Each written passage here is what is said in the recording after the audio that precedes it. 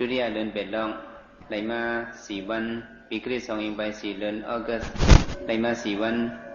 ตำดีจองอุมันทำโฮมสะเว้งตังยันเขาจะเขาไหลมาเปิดหุยปังตราอุมันทำโฮมสะเนยเขาดัง10 วันว่าจังไหนแหละ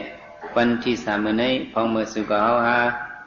ไปฮอดราเขาไปทำตรานั้นเขาอ่อนกันส่งในเมตตาถึงวันนี้สัตว์ทั้งสิ่งทั้งหลายโฮมกันกำหนึ่งก้อนว่าจังไหนซื้อมาทำตราทั้งหมดทั้งสิ่งอ่อนกันห้อมมือว่าจอมหลังเขาจะปอกนังเย้าก็เขากันโฮมกันส่งเมตตาซ่อนกันกว่า3 ปอง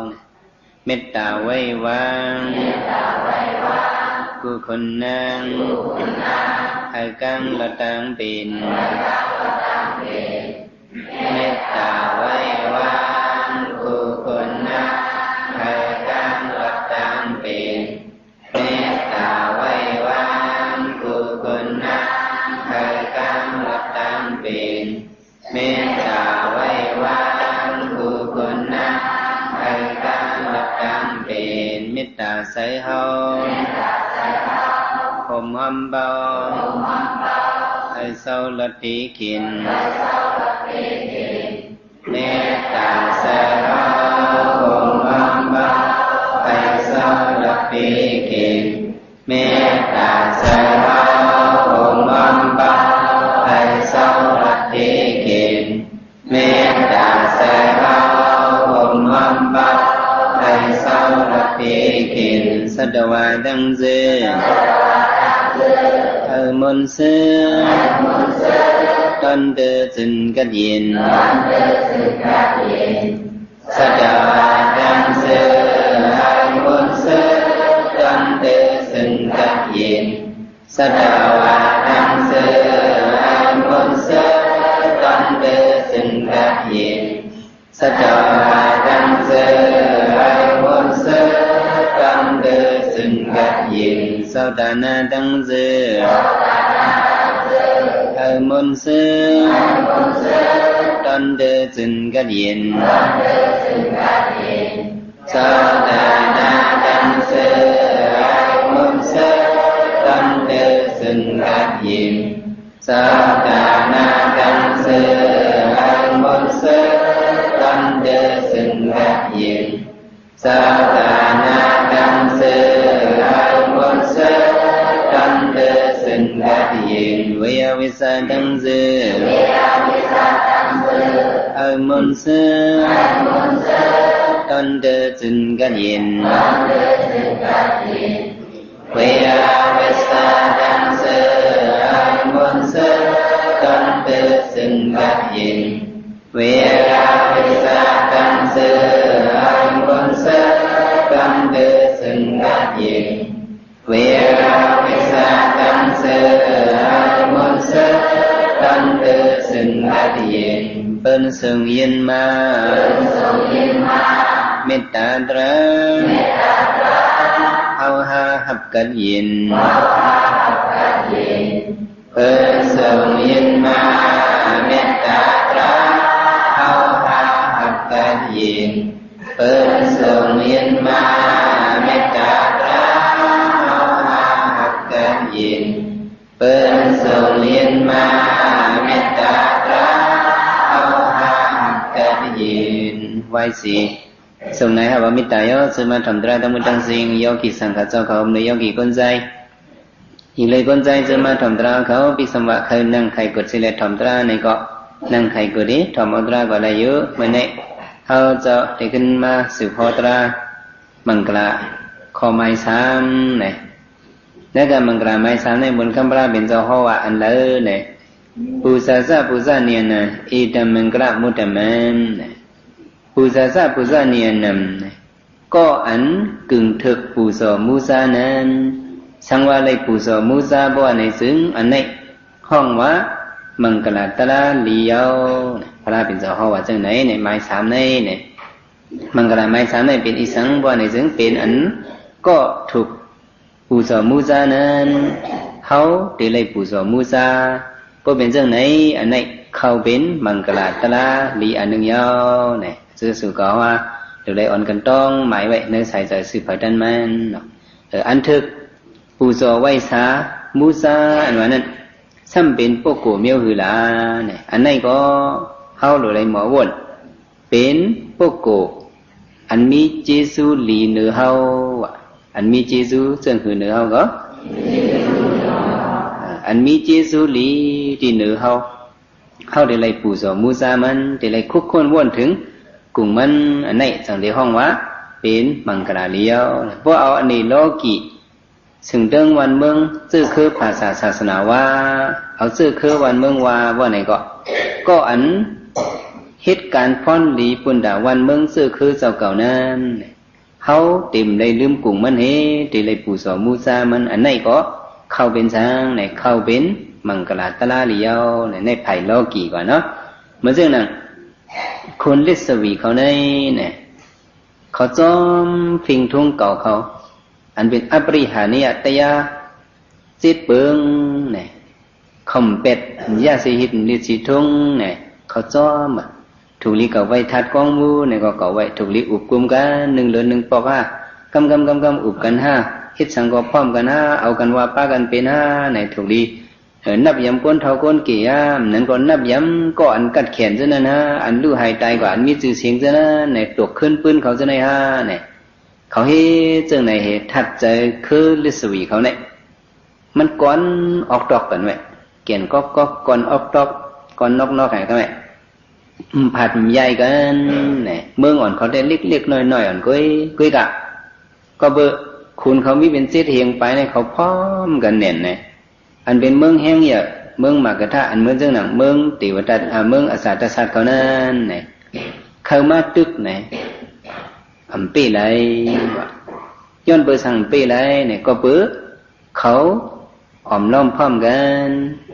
คำเป็ดเศษทุ่งเก่าก็อันเธอปู่สอมูซานะเนี่ยเขาปู่สอมูซานั่นก็เขามีคุณเสียเทียงไปเนี่ยก็เลยขึ้นมาเป็นคุณเนี่ยก็เขาปั่นพูดกันนั่นน่ะก็เลยขึ้นมาเป็นคุณเนี่ยก็เสื้ออันไรเฮ็ดคุณขึ้นลือกว่าเจ้านั่นเนี่ยก็ขึ้นนบกลมก้อมน้อมต่ำเสื้ออันขึ้นมาเหมือนั่นเนี่ยเขาถึงไหวไหมมีเขาเป็นเปิงหลงมันเห็นนับยำกันเจ้าไหนก็เพราะเจ้าไหนเมืองเขาเนี่ยมันฮือเฮืองเปิงเสือขึ้นอย่างเหมือซุงเนี่ยเมืองราศีจุดเนี่ยยังได้ยืงเมืองเขามังเมียวที่เมืองเขามีนั่นเนี่ยเลยมายืงเอาเมืองฤาษีเนี่ยเพื่อก็อันถึกปู่สอมูซานั้นสังว่าห้ามปู่สอมูซาว่าในสิ่งอันนี้เป็นลองตาดีตกเต็มเป็นลองตาดีอย่างก็ตาดีตกเต็มมือกำลื่นชุดมาเนี่ยคนเอาคำอาสาตศาสตร์เนี่ยมันสังวนหันถึงเมืองฤาษีเนี่ยก็ดีถือเข้าเตาซิมเก้าไปได้เนี่ยมันก็ปล่อยอามาตมันวัสการะนั้นเข้าเมื่อจิ้มในเมืองนั่นเองอามาตก็ในก็เมื่อยาหักถัดจากเขาแตกย่อยกันเนี่ยก็อันถึกปู่สอมูซานั่นก็คำปู่สอมูซาก็ละขึ้นเป็นคุณในก็มือมันขึ้นนั่นเด็มันเฮ็ดฮอดลงกว่าเจ้าอันมีอยู่ภายใต้เจ้าในก็ซ้ำนับย้ำก็อันขึ้นเป็นคุณนั่นเองเนี่ยเอามังกรตราเขาหยุดยอมแปดวะนี่อีสังเขาหยุดยอมแปดก็มังกรตราเขาเนี่ยยุบยอมแปดยาวเนี่ยกำเลื่อนมาหันกันก็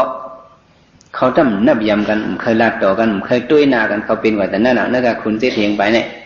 ว่าเป็นเจ้านะเนี่ยก็ว่าสักการะอามาตรงนี้เต็มดีกันสี่มือตั้งเมืองอาสาตศาสตร์นั้นเจ้าเขายามเหลียวเนี่ยเขามาตึกเอาเมืองฤาษีเลยเนี่ยคนเอาคำอาสาตศาสตร์อ่อนดังตับซึกมาเนี่ยเขามาตึกในเมืองฤาษีก็ย่ำมีเผาขึ้นลุกพื้นขึ้นเห็นอะไรซุ่มวันเมืองเขากว่าเนี่ยการก่อนตอนอ่อนเนี่ยเต็มมาตึกเนี่ยอะไรมาปัดด้วยกันอีกหนึ่งเนี่ยก็เมืองเขาได้เล่ๆกันไว้ว่าห้ามกัน1 ปอกเนี่ยซิมเอาเมืองอย่าใส่จิ๋วกว่าตั้งนำตั้งหลายเมืองมากระแทกกว่าตั้งนำตั้งหลายเนี่ยก็เบื่อหางเนี่ยก็เบื่อเขาพร้อมกันเขาไว้ใจว่าเมื่อก่อนเนี่ยเขาไว้ใจเจ้าหืออะหัมปฐมัมเนี่ยเขาว่าเจ้าหือก็ปุ่นตาวันเมืองซื่อคือเขาในเก่าเนี่ยที่เป็นเกาะอันตั้งสุดเป็นเกาะอันตั้นอันตั้งเปิ่นว่ะเนาะแต่ที่เกตเขวันเมืองซื่อคือภาษาศาสนาเนี่ยเก่าเนี่ยเป็นอะหัมปฐมัมเก่าเนี่ยเป็นเกาะอันตั้งเปิ่นเนี่ยว่าจังไหนกำลื่นมาเมื่อเขาตกซุ่มเนี่ยเขาว่าจังคือมันเกี่ยวทางเก่ามันเสียงทางเก่าในไว้ในแหล่เมืองเขาเลยตกซุ่มกันนี่ก็อันเขาถึกปู่โสและคำปู่โสนั่นในว่าเป็นลองตกซุ่มเขากว่าคำนับยำกันนั่นก็เบิ่มนับยำก็มีลองปู่โสกันมูซากันมาจูกันก็เป็นลองตกซุ่มใหญ่ลงกว่าในเมืองฤาษีก็ในตกกว่าเตยมือเมืองเต ตึงมากระซาไปเนี่ยตึงมากระทาไปแล้วเนี่ยจะสู่ก็ว่าแต่ว่าอันทึกกุศลมุสาสิปนัยเนี่ยในโลกคงกลางตรงนี้พอเอาพวกกูว่าเนี่ยเป็นพระเป็นเจ้าเป็นไปก็มุนคำพระเป็นเจ้าเนี่ยมันว่าฮอปันอันไหนเป็นลองเลียวอันไหนเป็นลองเลียวอันไหนเป็นกุศลอันไหนเป็นอกุศลเนี่ยมันจะมาฮอต่อไต่ไข่ในบรรษัทว่าตั้งสิ่งตั้งหลายเจออันเลยถอมเหตุตื้อกรรมเหตุจอมเนี่ยก็มีพรหลีแต่ว่าถึงเมืองผีนิกป่านั้นเนี่ยว่าเอาพวกกูว่าเนี่ยพระเป็นเจ้าเนี่ยเป็นผู้อันผู้สวมมุสาเถิกเอาว่าสองเถิกคำเถิกอ่ะก็ไม่อันเขาผู้สวมมุสาพระเป็นเจ้าเนี่ยก็เขาอย่าไปไว้สาเจริญจละอย่าไปไว้สาจังหือก็ไว้เจริญจละไว้ป้วนวดป้วนวัดเจ้านั้นเนี่ยมันเข้มแลบอ่ะเขาเป็นเจ้าคืออย่างพุทธภาษาในเนี่ยเขาไว้พระนั่นเขาหนูไว้กลุ่มพระเป็นเจ้าอ่ะเนี่ยที่ไรไว้หังพระเป็นเจ้าผู้สอบพระนั้นที่ไรไว้กลุ่มนับยำกลุ่มพระเป็นเจ้าให้ยังกลุ่มมันเจ้าในอย่างมากาสุมมิติแตกไหลเนี่ยมีพรหลีอย่างนะเจมจัดในจัดนาเนี่ยเขาหลุดหน้ายำกลุ่มเตียวอรหันต์ตัวถึงพระกวานั่นเนี่ยอันนี้เป็นเจ้าห้องว่าผู้สอบพระเป็นเจ้าเนี่ยกัมปนังเนี่ยเจ้าคืออย่างพุทธภาษาเนี่ยนับยำไว้สาพระเป็นเจ้าเนี่ยไว้ถึงกลุ่มพระกุ้ยก็ไว้ถึงปุ่งพระกุ้ยวะไว้กลุ่มมันฮะไว้ปุ่งมันฮะกำน้ำในก็ไว้ปุ่งมันไว้อะโลพระในสับไปนาลีไว้นาในก็ไว้อันนั้นเนี่ยอันจือพระมันสับไปตัวนั้นสำคัญไว้เอาไหนไปจือลายมันเนาะเอาไม่สังเกตแค่เอาเล็กสังเกตแค่เอาอุเทศแค่ลิ้นเฮ็ดก็ยะมีอยู่กันเลยขยะเพราะว่าผู้ว่าเป็นพระเนี่ยได้เข้าหลงยืงจูกลุ่มหมุนเงาพระให้แล้วไว้สาเพราะเป็นเจ้านั้นก่อนจังได้ห้องว่าไว้เนี้ยกลุ่มพระเป็นเจ้าจังได้ห้องว่าผู้สอบพระเป็นเจ้าเนี่ยที่ในลองอันไว้สากลุ่มพระเป็นเจ้าเนี่ยจอมพ้องลงเมืองสุเวียนกูบอกมันหลีเมืองมันเนี่ยเมืองมันก็มันจังอ่อนกะหลีก็เลยอ่อนกะหลีก้องมู่ลงสุดตะกงกว่าคืนเมื่อเอาเนี่ยสมพงษ์หลวงครูชัดมึงสุเวียดเนี่ยมันกะหันเปิดมาไว้กองมูสวยตะกงเลย มันก็ตัวมันก็นั่งคุบไว้ซึ่งหนังเปิดไว้3 กำนั่นไว้ลีดีงามๆเลยเผื่อมันมือกับขึ้นเมืองเขาได้เป็นเมืองโซเชียลิสต์กลุ่มนิดเนี่ยคำมีพระตราสังขารคำหมอไว้ก็เขาว่ามันโดไว้เนี่ยเขาถึงสารคัดลองไว้ด้วยนั่นเปิดว่าดีมั้ยน่ะเมื่อกว่าที่เมืองมาในยินข่าวว่าเมื่อเก่าไว้ป่าหิวสร้างเคียงเจ้าโกตมาในฮะว่าในวันนี้ไว้เอียงเจ้าโกตมาก็ป่าหิวสร้างเคียงเจ้าโกตมาเนี่ยเมื่อเก่าไว้เจ้านั้น5เนี่ยเนี่ยจะได้เจอก็กับเก่าไว้ได้มันมีลายมันเนี่ยเมื่อหรือมีลายมันดังไม่หรือมีลายไว้มันอ่ะเนี่ยเนี่ยสุวรรณด้วยแล้วเขาตั้งมาเมืองโซเชียลิสต์เนี่ย50 ปียังไปเต็มหวานตาโซเชียลิสต์เท่าไหร่ตีมันกึมห้าเนี่ย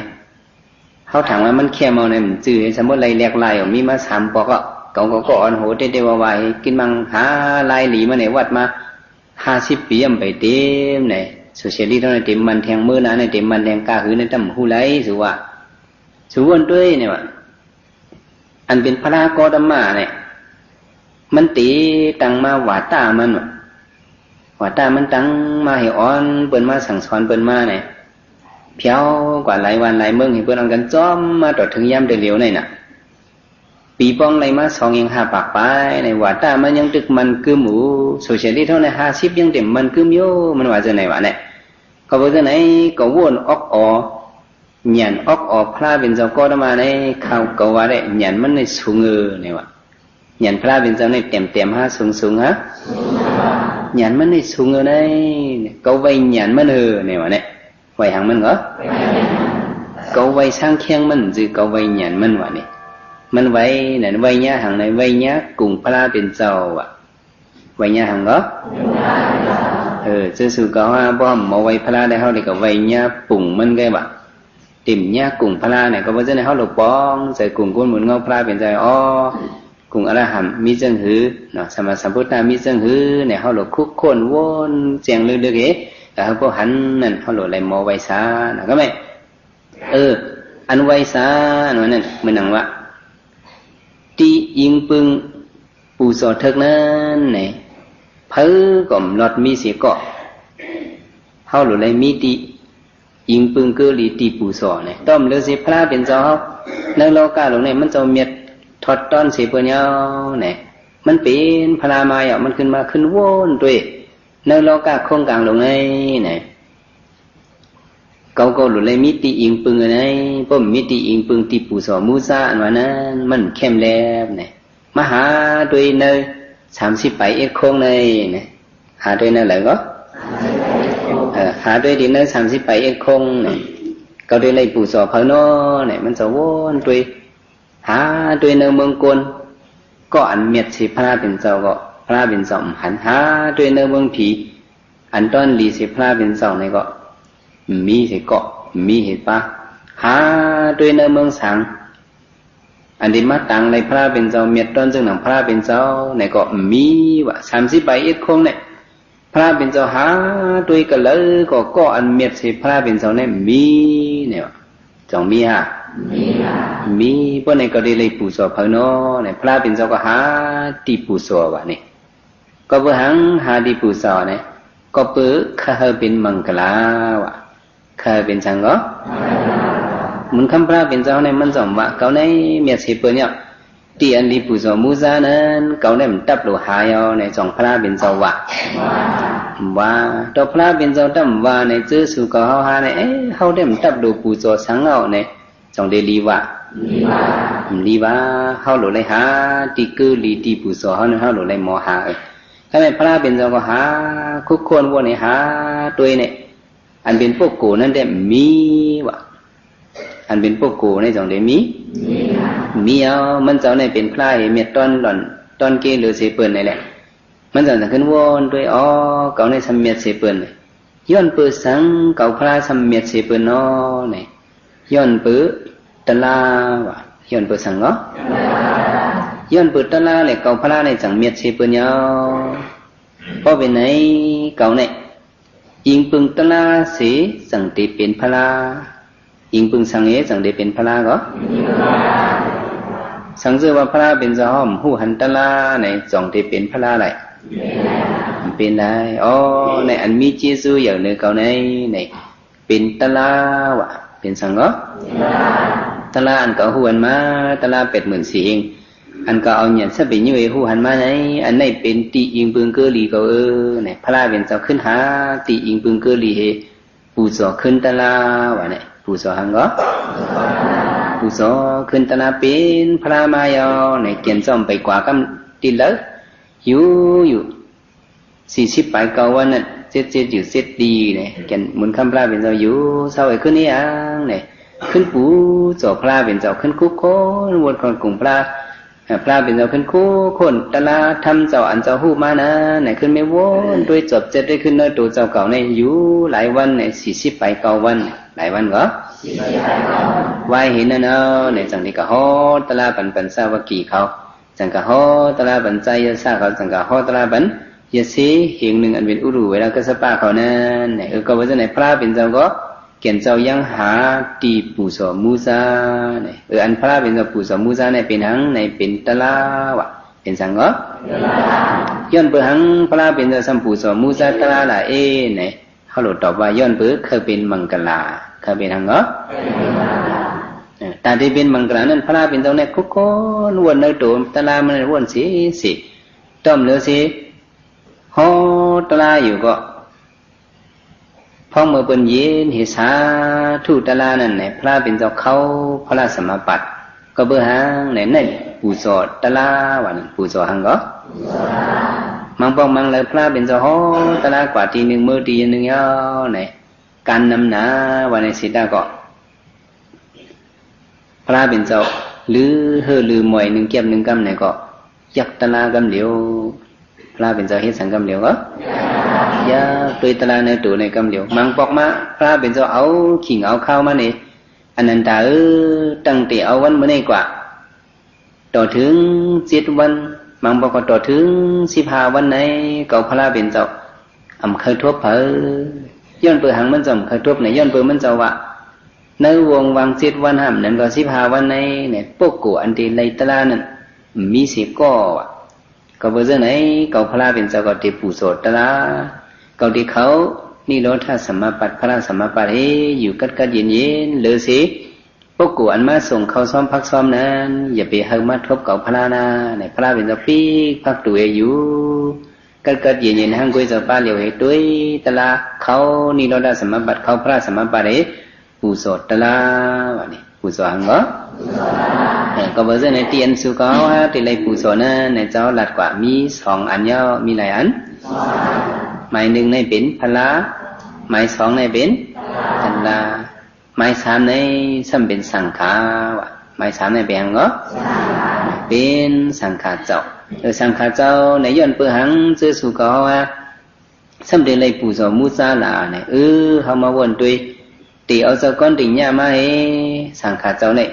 เป็นมามีมาตีในศาสนาคัมภาเป็นเจ้าเนี่ยเห็นมานำมาตื่นมาคืนมาดีเดียวเนี่ยต่อถึงวันเมื่อไหร่ในสังขารก็หงหายเสื่อมหายใส่มขาเด้เนี่ยเขาเจ้าในสมัยยังเขามาด้วยไหวเสพระเป็นเจ้าเอานิกปานกว่าย่อเนี่ยเจ้ามหากัสสปะอ่อนโหยหันตาหาปากเจ้าดังปัตตมสังกายนาเนี่ยนั่งหือคอเสียงชอบพระเป็นเจ้าเต็มหายนั่นเนี่ยเขาเจ้าตั้งสังกายนามามักมันขอบความทำตราพระเป็นเจ้ามาปอกไม้2เนี่ยก็เจ้ามหายศาเขาอ่อนเอายหันเจ้า7ปากตั้งสังกายนามาปอกไม้3เนี่ยก็เจ้ามหามกุลิพุทธติสะอ่อนยหันเจ้าเหงป้าตั้งสังกายนามาปอกกำ4เนี่ยก็ยหันเมือง4หัวเขา5ปากซึ่งเป็นยหันตาเนี่ยตั้งสังกายนามาเตรียมมาเนื้อพื้นลิกพื้นปีมาไม้5สังขาเมืองมันส่องยิงไป4ปากมือปันคนคำบังดุงนั่นเนี่ยตั้งสังกายนาปอกกำ5มาไม้6ถึงมาปันเมืองมันเราเลี้ยวเศร้าขอยเอาปันคุณพ้องหลงอุนุอุบาอุเขานั่นเนี่ยเขาตั้งสังกายนาดียันกรุงที่เมืองมันเนี่ย6ปอกเนี่ยสังขาเจ้า2ยิง5ปากเนี่ยตั้งสังกายนามาเปิดป้าศาสนาคำพระเป็นเจ้าอัมปันหงปันหายเนี่ยเขาเจ้าคำจุนเฮิรนจุนยี่ตีหน้าเฮิรนตายเยาก็เฮ็ดเป็นสังขายหันอ่านลิกพระเป็นเจ้าสอนลิกตระต่อเจ้าเฮาก็ขึ้นเอาฮ้อในสัตว์เสียตะกากันมาเนี่ยเขาเจ้าในเป็นพวกกูเปิดป้าศาสนาในเลยจีซูเขาเจ้าอย่าห้ามอย่าฮะก็เพื่อไหนเขาตีเลยปูสอป้าสังขาเจ้าหมาย3ในเป็นหังก็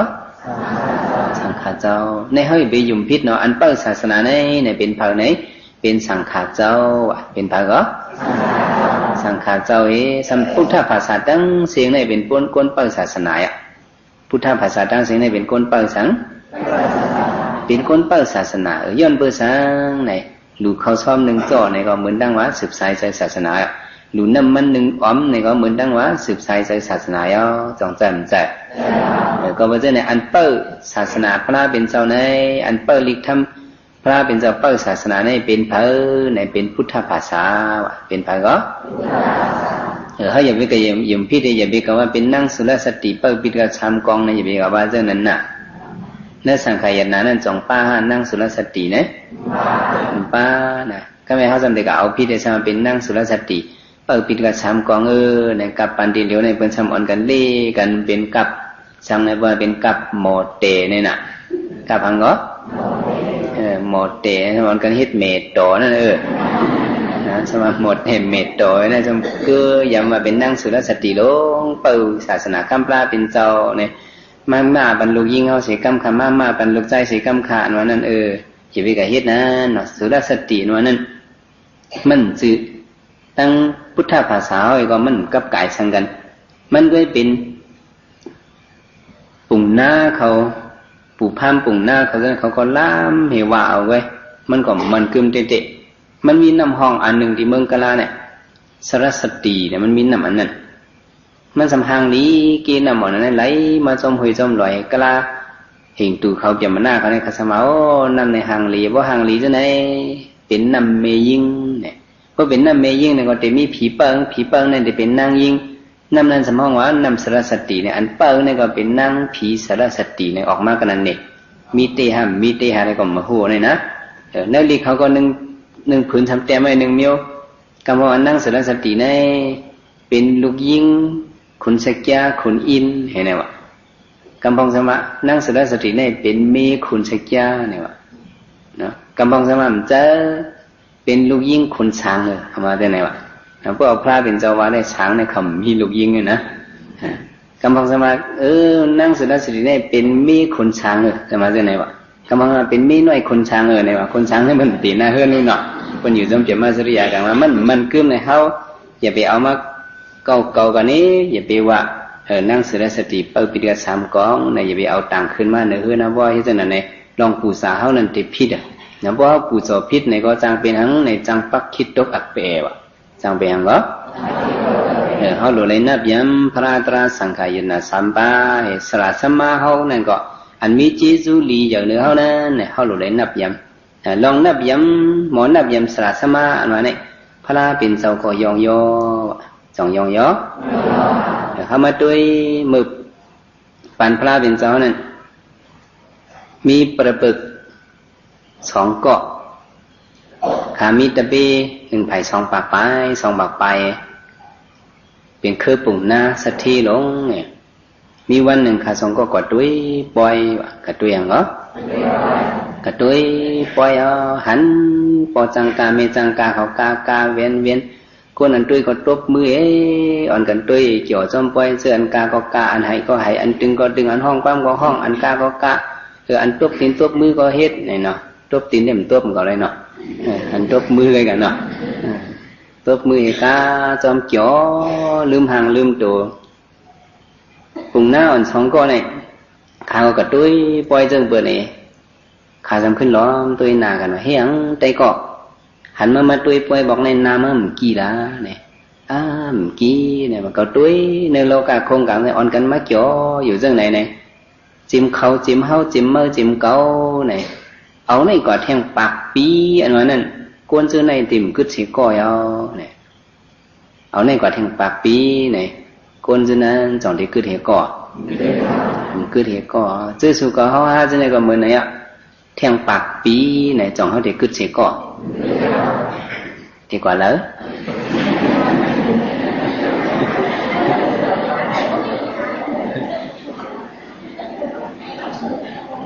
ฉันดีกว่าแล้วหมดอ่ะ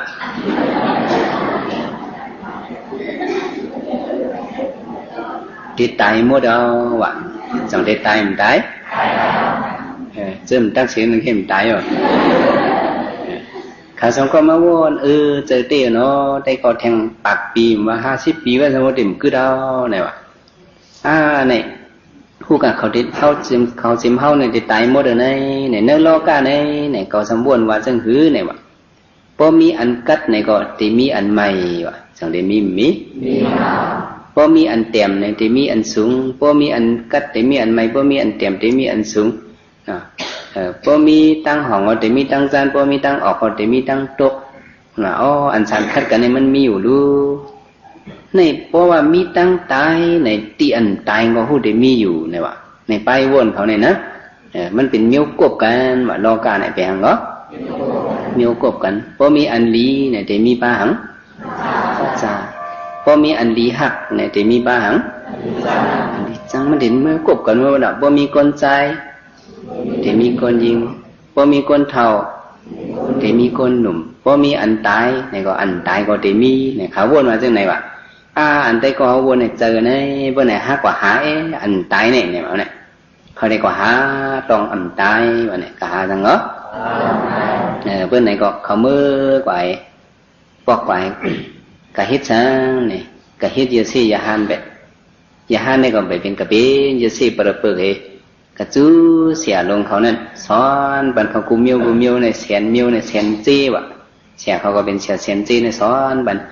ขา2 ก็มีอย่างดีเพราะว่าเปิ้นต่างก็มาสอนได้ก็3 ปีก็ไปยับขา2 ก็กระสอนใน3 วันในหมอเป็นหมดเอาอย่างขาก็เลี้ยวสระลงเขาก็จะอย่าใครแค่มาคือมาเป็นตะบีก็ในเขียนเต้สอนคือ3 วันก็หมอหมดเอาเขาขึ้นทำแทงต่างเมียวอันเสียวหมอมีหังเมียก็ตึกแต่ไหนก็เอาเนี่ยเนี่ยขาขึ้นกระบวนอันเสียวสอนไปแล้วเนี่ยตลาโดยก็ใจไม่เป็นตลาประปึกกุยกาเฮาปวดหลอดตายอันว่านั้นไปป้าเสียคอ2 ป้ายคอไปใจเนี่ย เสียลงเขาก็ว่าคืออยู่จำก็ตัวจู่ให้ละอย่าไปกว่าแล้วเนี่ยขาได้มันจะหาได้หายังอันหาอย่าไปหามันหายแบบนี้เขาอันหานั่นตลาอันตายนั่นมันตีมีอยู่เนี่ยเลี้ยว่าเนื้อเมืองอย่าใส่จุนั่นได้ก็ให้อย่าไปกว่าจำกันหน้าให้อย่าไปกว่าจำกันเก่ากว่าตั้งห้องเมื่อกว่าตั้งจันเก่ากว่าตั้งเมื่อกว่าตั้งว่าพาหันมาตลามันตายนี่ก็ตีเล่นขึ้นมาหลัดหนีกันกำเดียวเนี่ยเลี้ยวเนี่ยก็เลยหาด้วยวันแล้วก็มานี่นะปนมาถึงหนังวันหนึ่งมาเนี่ยอันเป็นอุปติสสะอันว่านั้นมันนั่นก็หันเพอเนี่ยก็หันนกาปัญสาวกีหาเจ้าอันเป็นเจ้าอัสสสีเจ้าอะไรก็หันเจ้าอัสสสีมันว่าตุ้ยเจ้าป้าเนี่ยตุ้งซ้อมก็เหมือนเปิ้นเนี่ยตุ้ยเนี่ยก็ตุ้ยหมอกสีสอกไว้ไปตั้งก็มีอิงเดรดีเนี่ยมันเจ้าในเฮริก็เนื้ออกเนื้อเจอมันเนี่ยตีมีตลาเหลียวตลาอันตายนั่นตีมีอยู่เนื้ออกเนื้อเจอมันกว่าเนี่ยอุบัติสาเนี่ยพอเราเปิดกล้องเนี่ยมันก็หันจังนั้นเนี่ยจอมหลังเจ้านั่นกว่ามันจำไก่จอมกว่าที่เจ้านั่นก็ตุ้งซ้อมมันก็ล้อมตุ้ยไผ่นาก็ลีตุ้ยไผ่หลังก็ลีตุ้ยไปก็มีอิงเดรนิ่มเหลียกว่าเจ้าในอับกัดเย็นได้เฮ้ที่ก่อนเนี่ยเจอมันติไถเข้มเมื่อซื้อบันทีอยู่เจ้านางที่ในคาแลเนี่ยชุ่มชอบเอาดีๆงานมาไม่ย้อนถามอีกหนึ่งค่ะเจ้าใครทำซังใครทำเจ้าเขาเนี่ยเป็น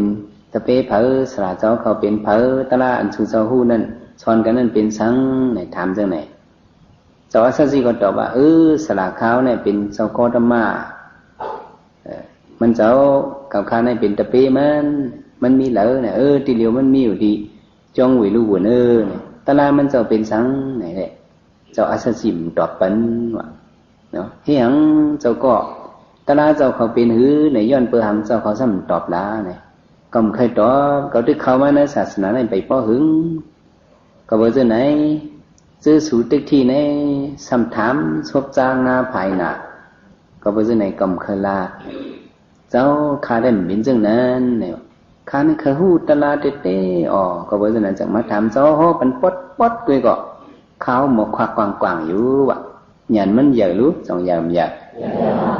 อันเป็นอุปาทิสะอันเดียมาเป็นสารีปุตระในหยันมันเยอะเว้ยเจ้าเป็นอินก็ข้าหมกควักให้มันเป็นลายมัน1 เหียงก็หมอ10,000ก็หมอ100,000ก็ข้าหมอเจ้าลัดเป็นเงินมันอิด1ก็ข้าป่องเจ้าอยู่ข้าเนี่ยเลียบนนั้นก็ฮิตมาฮิตุบวาติได้ฮิตุตะกะดอเนี่ยทัดลัดปันกาถาอ่อนสองโหลัดปันเส้นไหนว่ามันเจ้าวัดถอมได้ตั้งละอันปีนมาตั้งหมดตั้งเสียงในเนี่ยมันมีเหตุตู้เหตุพลามีอจองไอโจ้มีเหตุผลมันอิงปึงเหตุผลเนี่ยจากนี้เป็นมาว่ะเพราะว่าก้างยันเหตุผลเหตุอันเป็นมานั่นมีเสียเมียวเนี่ยว่าบันเส้นไหนอันเป็นอุบัติสาเนี่ยถอมาไว้ตลาดเนี่ยเข้มเล็บตีเนี่ยมันเอาหยานมันให้โว้เนี่ยตั้งนางให้ถ่อมไว้มันจะเป็นโซดาบันกันนั่นไล่ตลาดทูกว่าเนี่ยไล่หังหลังไล่ตลาดทูเจ้านั้นอ่างสืบพ่อป้อใครเจ้าอย่าไปพมว่าขันไอ้ข้าป่องใจพระเป็นเจ้ามีดีละข้าก็เนี่ยมีดีจ้องไว้ลูกบนบนในข้าดีจ้อมมาข้าเนี่ยไปกว่าให้ยังเนี่ยกะหาไตก่อมันกะหาสังมันก็ไตก่อมันเป็นกอลิตาดีมาเป็นเจ้ามอกกะลานั่นเผื่อเพียวกว่าเนี่ยมันก็หันไตก่อมันไตก่อมันก็หันหน้าตาไตก่อก็ไปเข้มเลยเว้เปียจินสังมันในเฮ็ดหือก็มันหันมาตลาดทูอันท่อมตายนั่นเนาะเนี่ยโจมเนี่ยประหับตอนไว้อุบัติสาขึ้นมาฮอนี่มันอันเก่าเลยยินมาเนี่ยเป็นเรื่องไหนยิตาฮิตงยิตมาฮิตงปวาติตาฮิตงตากระโดเนี่ยเจ้าป้านั่นฮอนี่เรื่องไหนไหนในพระเป็นเจ้าฮอมาที่ไรมีอจองมันอโจมันเนี่ยมันสั่งที่เป็นมาว่าน่ะอจองสั่งว่ามีอจองอโจเนี่ยมันเป็นมาสังไหนนี่ตาที่อ่อนฮอดถึงบางยันผู้ยันที่นี่ปานติ่มตายนั้นเป็นตะลาในเอาเนี่ยฮอปันขึ้นไตก็มันเรื่องหนังมันยินมาปอดนั่นเจ้ามอกกะหลานในก็ขึ้นเอาหยันมันควักด้วยมันเจ้าก็ตกเป็นโซดาบันกว่าย้อนเพื่อหังเขาเจ้าไปเลยตะลางายเนี่ยเขาเจ้าเนี่ยเป็นโอกาสที่ติญญูปกโก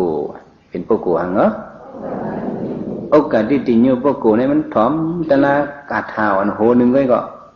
บารมีเขาเนี่ยมันแห้งเยอะเนี่ยมีมือปันพลาไว้จังไหนไล่ตลากว่ากำเดียววิปินสิติญูปกวนมานั่นเด้ถอมตลาติเกียบมันเนี่ยได้ดูถอมกว้างๆพลาเป็นโซโห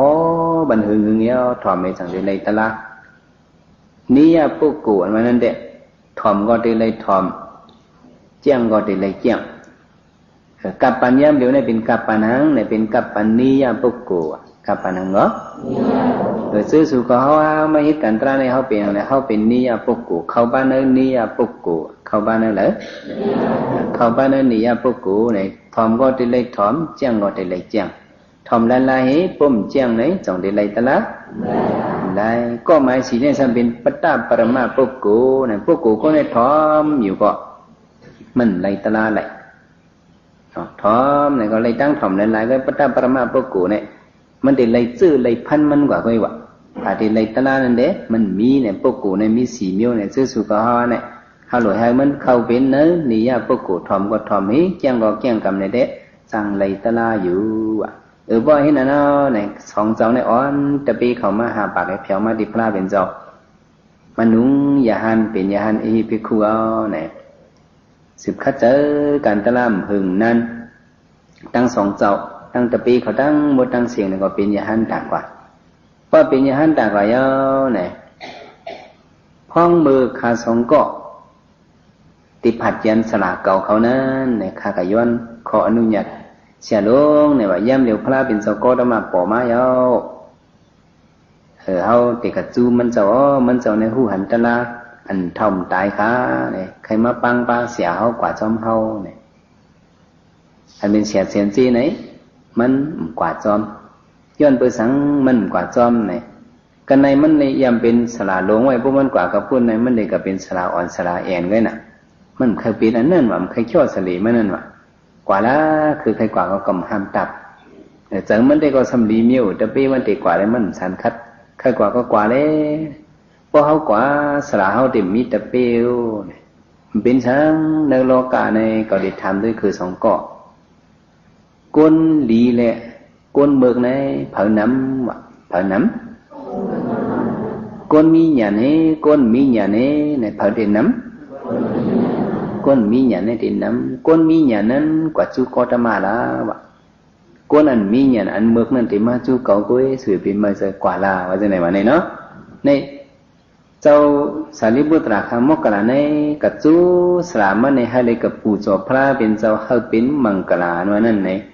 จองเสียเสียนจีในจองมันกว่าเพราะมันกว่าในก็จองมันแต่มีมังกลา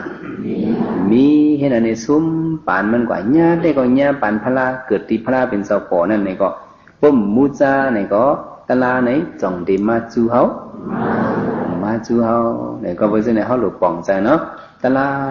ว่านั้นเขาหลุดมูจาเพราะเขามูจาในจองมันเดมาจูเฮาก็เพราะฉะนั้นเนี่ยจะสู่เขาว่าเขาหลุดป่องใจหลุดเลยนับย้ำสละสมา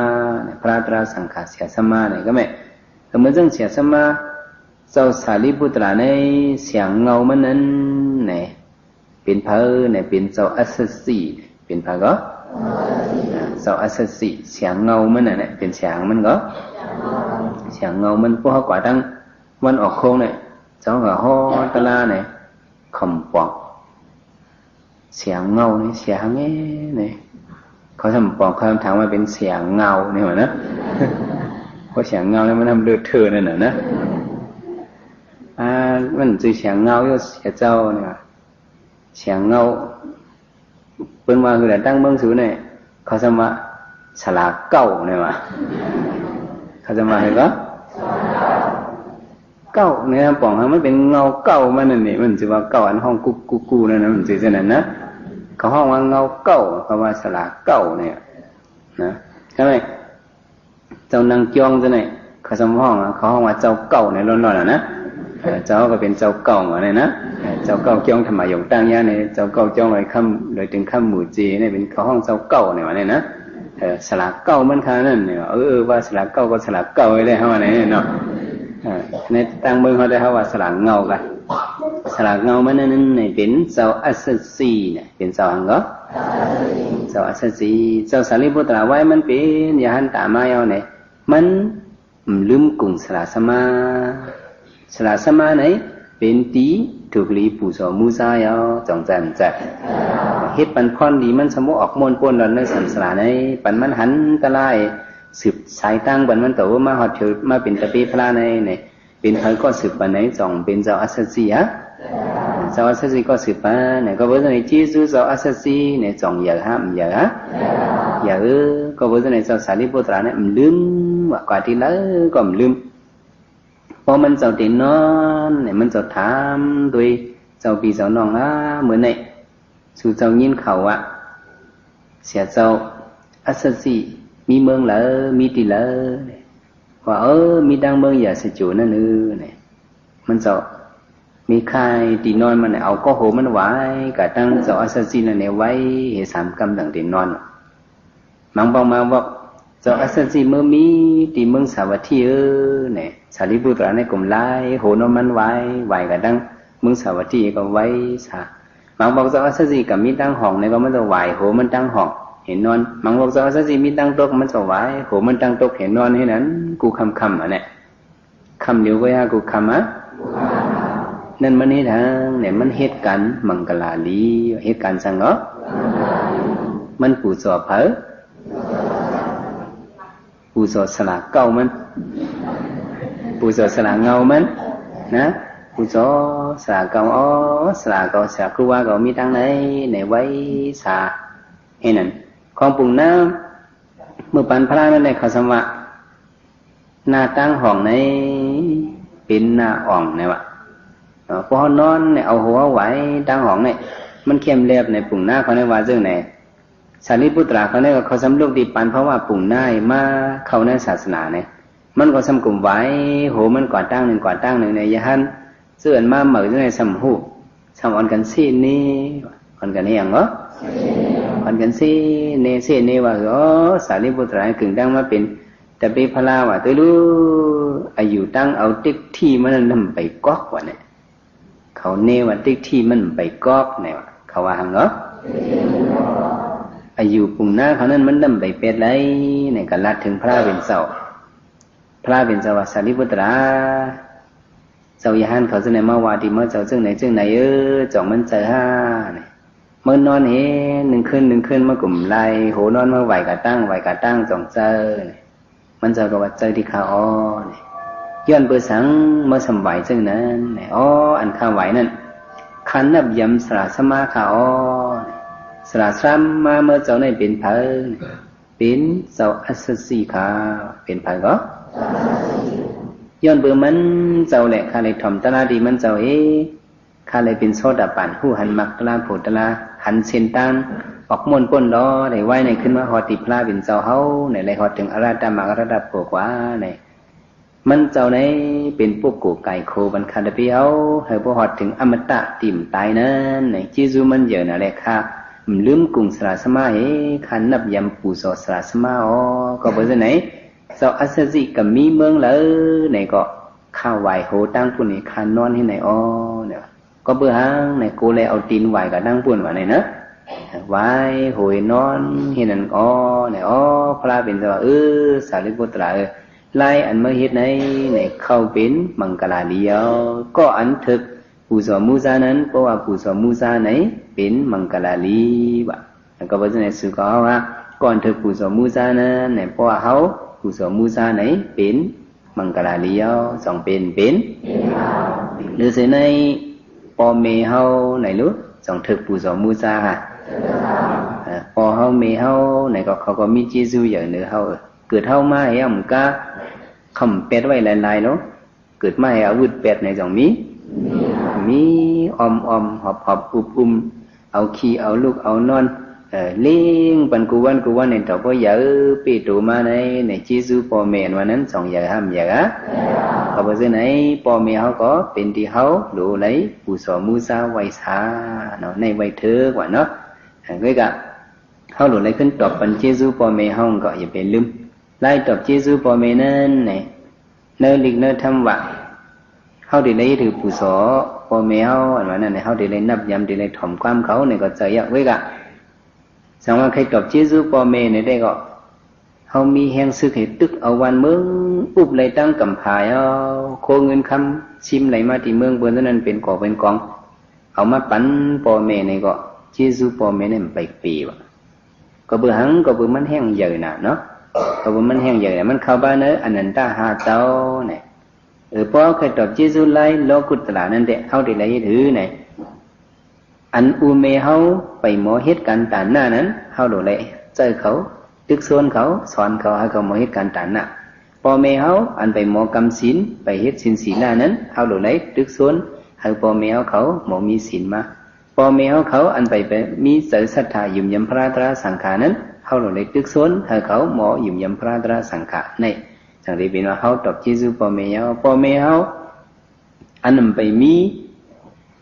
ญาณหันเป็นลูกไปฮู้จักวิปัสสนานั้นในเขาโดนไล่ตึกส่วนให้พ่อแม่เขามีญาณวิปัสสนาบ่ว่าเฮ็ดจังไหนในเปิ้นจังที่ห้องว่าตอบเจซูพ่อแม่ในเป็นมังคลาลียวในเตียนเฮาโดนไล่ปูสอมูซานั้นเฮาโดนไล่นับยำมูซาในในเป็นไล่นับยำเฮามีมังคลาลีในจังว่าเฮาโดนไล่ปูสอมูซาพลาตราสังฆะสยาพ่อแม่สำคนอันมีเจซูดีเฮานั้นในก็เฮาดีลืมเจซูเขาเพราะเฮาลืมเจซูเขาในก็เฮาในจังตกเต็มจังตกเต็มด้วยคนลิสวีเขาเมื่อไกลนั่นแหละนะคำฮู้เจซูเหนือกันเอาเขาอุบเมืองมาปั่นก้ากันอุบเอกไว้มาเป็นสายสวยใจนิ่งกันนับยำกันเอาไหนสองคำตกซุมมาตกซึมจังว่าซื้อสู่เขาว่าเขาหลุดไหลหาที่ปูสอมูซาไหนก็ไงอันเป็นอันปูสอมูซาถึกน่ะสิเปิ้นไหนเฮามาตุ้ยพระเป็นเจ้าเฮาก็แก่นเจ้าขึ้นปูสอมูซาตะลาวะปูสอหังก็ปูสอมูซาตะลาให้ซื้อสู่เขาก็เฮาหลุดไหลปูสอมูซาตะลาในเป็นเปิงหลวงมันยาววะเนาะอันมูซาตะลาในวันนั้นเขาเจ้าลัดกว่าหาตะลาในญาติเลยญาเนตูเขาได้เลยหาขึ้นเนตูเขาเนี่ยเอาคู่ไล่จำดีพระเป็นเจ้าเอาคู่ไล่จำดีเสียสมาเจ้าเฮเขาได้เลยหาตะลาเนตูเขาจะมีถือปูสอตะลาล่ะเพราะเขาปูสอตะลาก็เหมือนดังว่าเขาปูสอพระเป็นเจ้าอย่างเมื่อปันพระเป็นเจ้าจำเดียวนี่ปันดูแทงสีเหลือนั้นสีเหลือนซ้ำเหลือนั่นเนี่ยยานเขาดังเสียงอ่อนกันกว่าจูดีพระเป็นเจ้าไอ้กะเฮ็ดเววิชาการอ่อนการลงปัดเพียวสักสั่งการเต็กน้ำอาบปันพระเป็นเจ้าลายหมอกเห็นลายน้ำปันพระเป็นเจ้ากูเมียวพระเป็นเจ้าไปว่าคือมีเจ้ายานป้าหนึ่งได้สัมมาว่าเจ้าติสาเนี่ย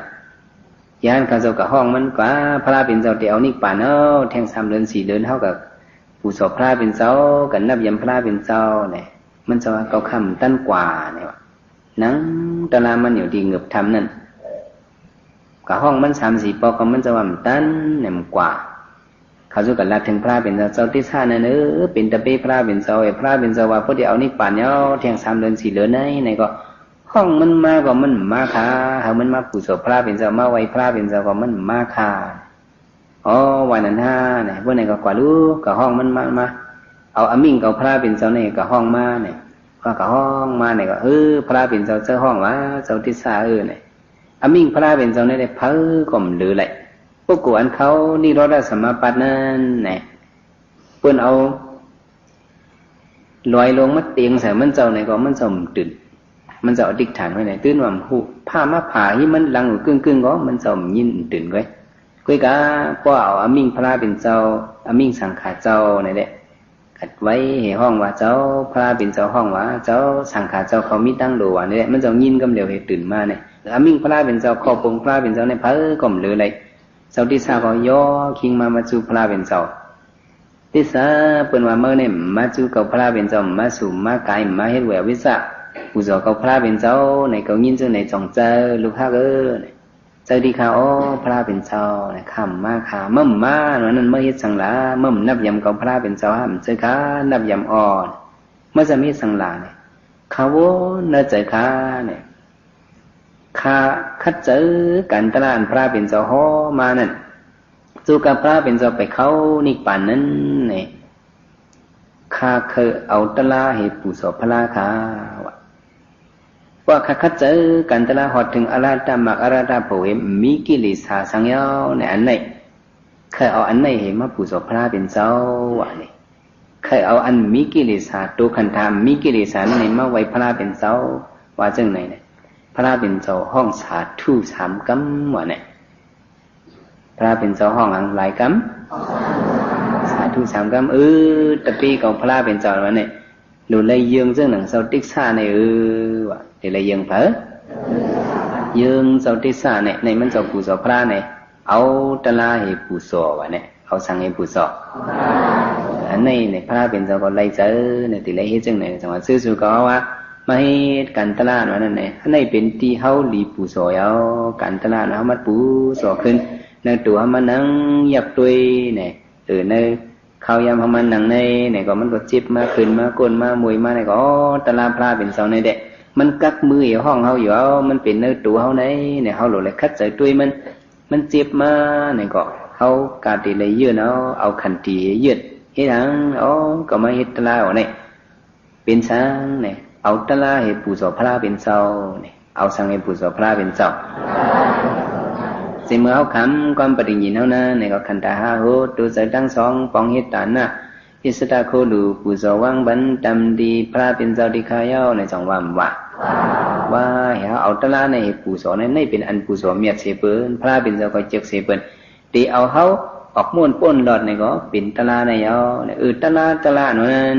สังว่าเฮามูซามันในจ่องมันสำเร็จมาจูเฮากะห้องเอาตะลามาจูเกาเลในจ่องมันมาเฮาหลุดปูสอนเนี่ยก็หลุดเป็นลายมันเมียนมันเมียนการวิปัสสนาตะลาอันว่าเนี่ยอันย่อเกี่ยวเขามาเฮ็ดในมันปองว่าหังในเฮามูซาตะลาปูสอตะลาว่าเนี่ยปูสอหังก็ปูสอตะลาเนี่ยตัวพระเป็นเจ้ายังไรปูสอรู้สุกะฮะเนี่ยกึ่งลีปูสอห้ามกึ่งลีปูสอฮะกึ่งลีปูสอนับยำเพราะเขายุ่มก็มันยำเพราะเขายุ่มในสองมันเตยำเอาหลุยุ่มยำไม่เฮ็ดกว่าเป็นเขาก็นั่งมาไรมา2 วันเข้ามาใน3 วันไหนก็มันติเขียนมาผ่าหังมันนะสองเขียนหนา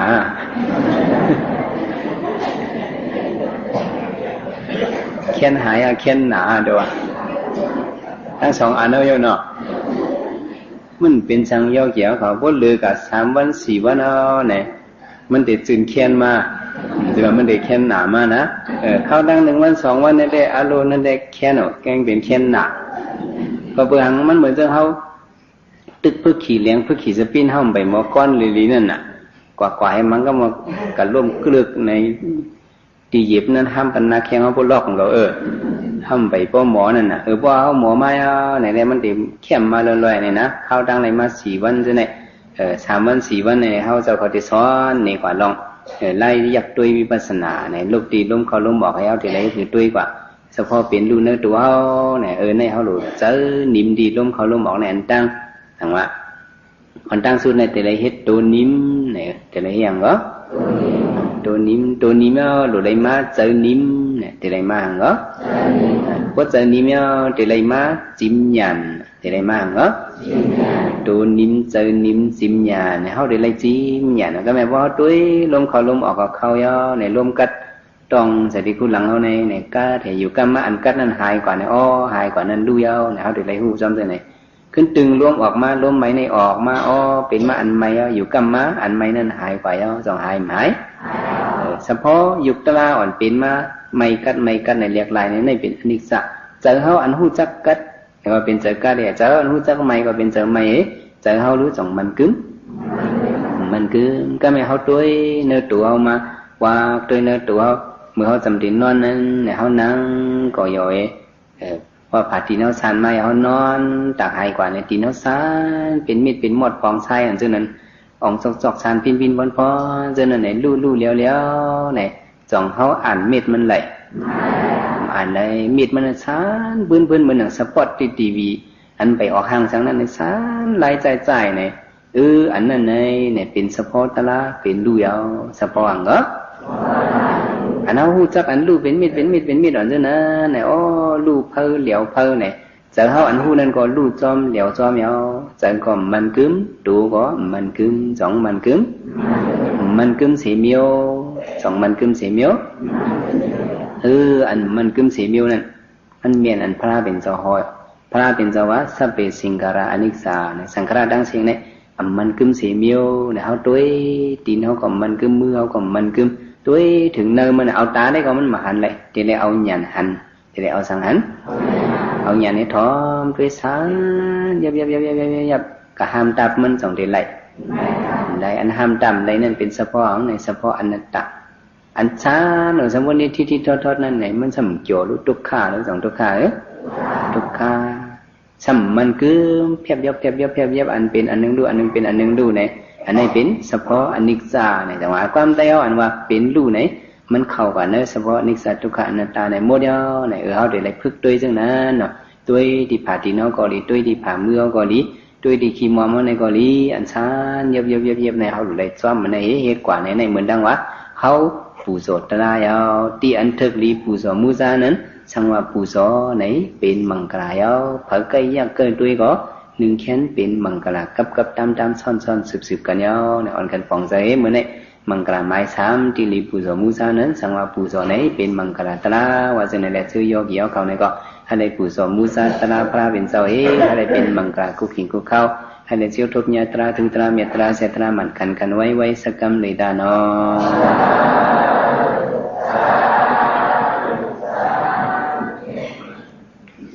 กุศลมีดีนายมีใหญ่มีน้ำเอาตาเสียตะกาได้จะปรมีมาหลายแสนกำปาตักเส้นบังลงนะเส้นปีเส้นสามเส้นสาเส้นกบวิเนียสัจวาในสัจวลีอนันตสัจวลีตาเสียงแค่ดอกลมสมสาเชื่อนุโมทนาไล่คำกุศลยกหิ่งเด้งกันเสียงเสกันดิกาโนสา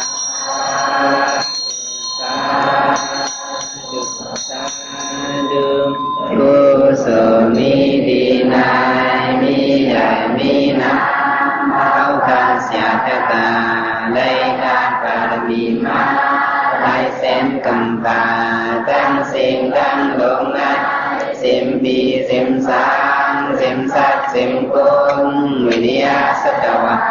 ในสัจวลีอนันตสัจวลีตั้งเสียงแค่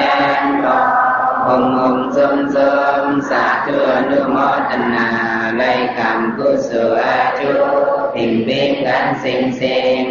กันดิกาโนสาธุกุ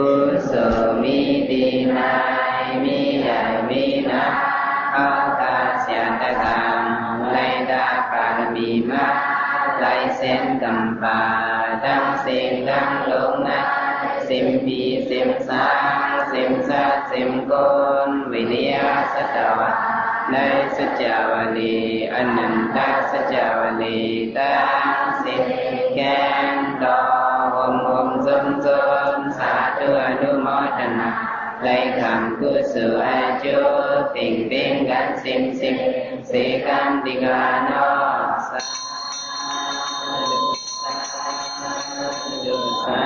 ธุตานาเมียสีนาเมียภาวนาเมียเข้าสวดตาตั้งสิ่งตั้งลมอย่าโดงโดกันหิมัมไลก้นหิมัมไลสัตวะหิมัมไลย้อนผ่านพังไว้เนื้อมโหใจเอาค่ะต่อเจ้าหอเดียวจังสาอัมเมตานิพพานาติกะเยนเสกันดิกาโน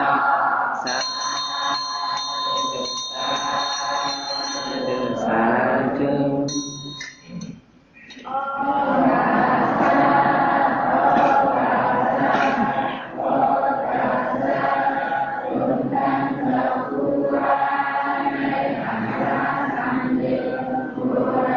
Amen.